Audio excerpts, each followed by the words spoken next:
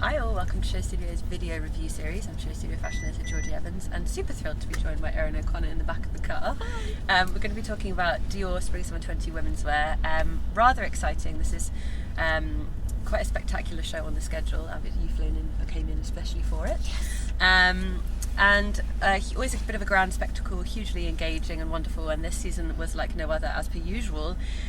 Wonderful trees in the space by Patak does the set, but wonderful trees in the space, and that was kind of an homage to planting for the future, but also in keeping with the theme of this collection, which was Catherine Dior, who's Christian Dior's sister, and she had a penchant for gardening, and so the obvious situation would be to go down the floral route, as Maria tends to love, but this was a little bit more punchy, slightly more utilitarian aesthetics in the jackets, and also purposeful, and just women in movement, and also with the idea of kind of thinking about what plants and trees mean to us now and how important they are to the world nowadays.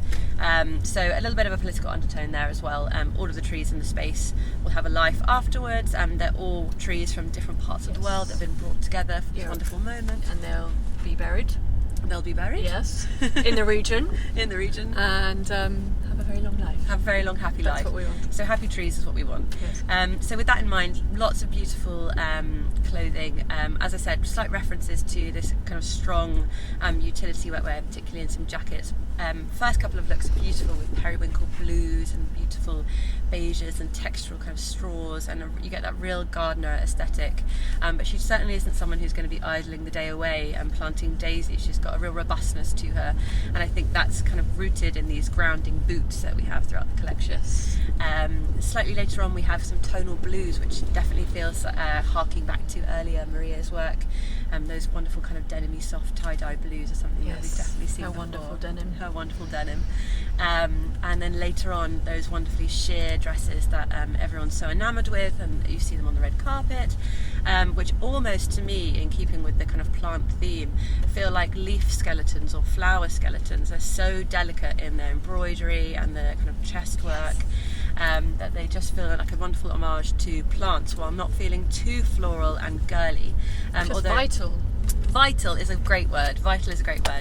So overall, incredibly impressed with this collection. I haven't been always so enamoured with Maria's Dior, but actually this collection was really the one for me. It had bite, but also complete effeminate oozing out of it, which I was really, really impressed with, and I think the plant was a really nice I do think she gets that balance so well, the sensitivity and the vitality of a woman, and how it's not so much about what she wants to present herself as being, it's about being thoughtful and the emotions of who she is and how she wants to promote her purpose in life, you know? Yeah, absolutely. And I always think you kind of want to go, I agree with what you say about the clothing and how it impacts you initially, but then on the other hand, I love the intimacy. You want to actually get close to the fabric and you want to explore the idea behind it, and you most importantly want to engage with the wearer and talk to them and be thoughtful and actually enjoy the beauty of what they're wearing also, because there's really nothing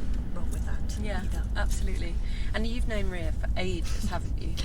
Maria and I have literally been round and round the houses with one another, so we're definitely sort of, I would say, 2 decades in.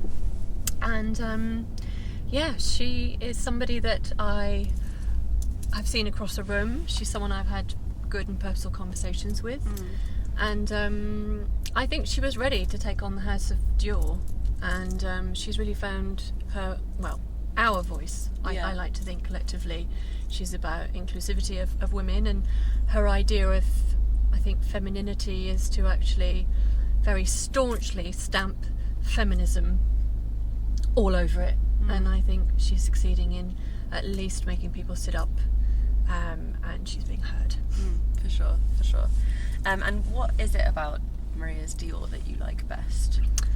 I think we touched on it before. There's something vital about it. It's literally about women in movement, women that are busy, and their purpose in life is to function and to make change, whether that's, a mum picking up her kids from school and raising children, or being out in a workforce, or whatever you do, wherever you're from. It's knowing that you are purposeful, and the urgency of that, you know, in this day and age, is that still collectively we are having to fight for that message. And she's very on board with saying, you know, feminism is for everybody, it's about equality, but I think she does that very beautifully through her clothes without being too over the top. Yeah, it's kind of a demure elegance. And but it's with a also wearable. punch. Yes, and actually talking. Her silhouettes are modern Yes. as well. I like that. But with a little bit of a old school touch. That's what I like. There's I a think modernness to it. she honours the 10 years of the founder's house very beautifully, I think, and you can't not reference the past. Yes. But she doesn't live by it, and she doesn't try and shake things up in a way that's kind of disrespectful. Exactly. There have been many different voices of Dior, each so different, and it's really nice to see a woman whose purpose is to dress women at the helm. Yeah, absolutely. And I love that combination as well, because in this collection as well we have some of those really beautiful 50s waist silhouettes that are kind of traditional to the House of Dior, but then also a boiler suit. So I love that kind of duality of the idea, and it goes back to exactly what you were just saying, which is these are clothes to be worn by women who have purpose. So Yes. you can imagine these women kind of gardening in their lace gloves and a boiler suit, and then strapping on that jacket and some But shorts, and the then going straight out. idea of why she's gardening and developing the thought process behind it and having a story from beginning to end, you know, and not just, again, for show. It's so easy, I think, for women to still be on show. And then, ironically, to feel the pressure of it. Yeah.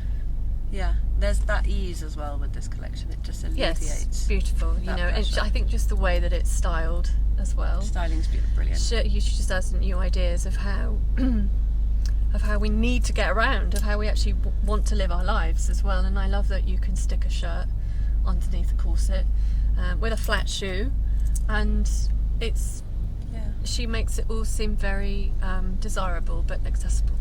Yeah, desirable and accessible, but also beautiful. I just want to touch Yes, it. I so want to do wear it. I. I want to dance in it. I'd quite like to garden in a lovely. I mean, who floral wouldn't dress. want to garden in a couture dress?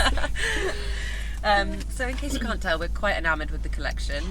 Do let us know what you think also. If you're watching through YouTube, please like, comment, subscribe. Thank you so much, Erin, for joining me in the back of the car. You're welcome. Thank you for having me. Thank and you very hello much. to all of my Show Studio family. And make sure to visit Show Studio so you can see this wonderful collection alongside our review. We'll speak soon. Bye.